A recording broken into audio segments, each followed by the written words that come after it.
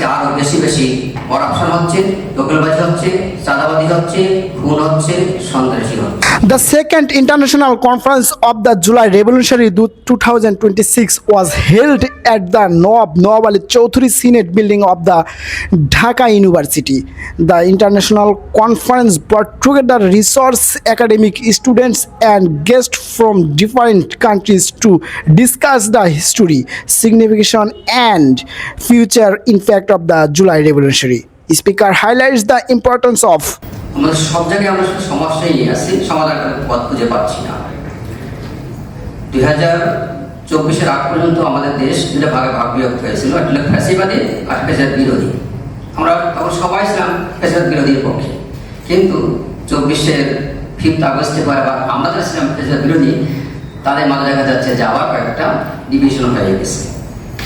আমরা 5th আগস্টে ভেবেছিলাম যে দেশে একটা সুন্দর শান্তিময় দেশ আমরা পেয়ে গেছি, কিন্তু 7ই আগস্ট থেকে আবার সেটা পরিবর্তন শুরু হয়ে গেল। 2024 সালের 7ই আগস্ট থেকে আপনারা জানেন সেই কীভাবে শুরু হয়ে গেল, এবং তখন থেকে আমাদের মাঝে ডিভিশন শুরু হয়ে যায় যে একটা পক্ষ ব্যক্তিগত স্বার্থ, দলীয় স্বার্থ নির্ধারণ করার জন্য তার এমন কিছু কাজ করা শুরু করে দিল যেটা আসলে আবার আরেকটা যারা এটা বিরোধী ছিল যে আমরা চাই এটা শান্তির দেশ, চাঁদামুক্ত দেশ, সন্ত্রাসমুক্ত দেশ, দখলমুক্ত দেশ, এটা যারা পক্ষ ছিল তাদের সাথে এক ডিভিশন হয়ে যায়।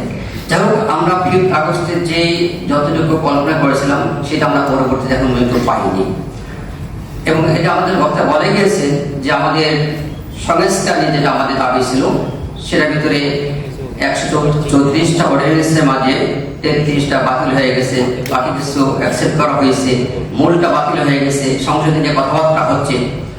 আসলে আমাদের সব সমস্যা চাকরি ছোট না কেন আমরা সংস্কার করতে পারবো, কিন্তু বাস্তবে করতে পারে সেটা বড় কথা।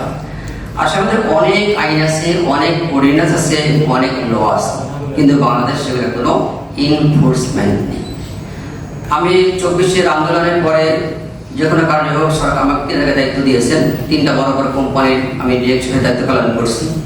তো সেখানে আমি দায়িত্ব পালন করতে দেখলাম যে আসলে আমাদের এত সমস্যা, বিশেষ করে administrative problem, governance problem, financial problem, কিন্তু 24শে আগস্ট মানে আন্দোলন পরবর্তীতে কিন্তু কোথাও পরিবর্তন আসে নাই।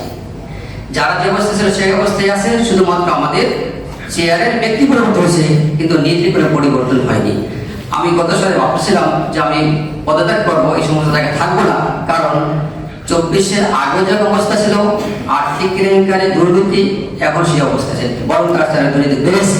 তাহলে আমরা কি পেয়েছি? আসলে আমরা শুধুমাত্র পরিবর্তন পেয়েছি কিছু ব্যক্তির, কিন্তু নীতির সিস্টেমের কোনো পরিবর্তন পাইনি। এবং আমরা দেখতে পাচ্ছি যে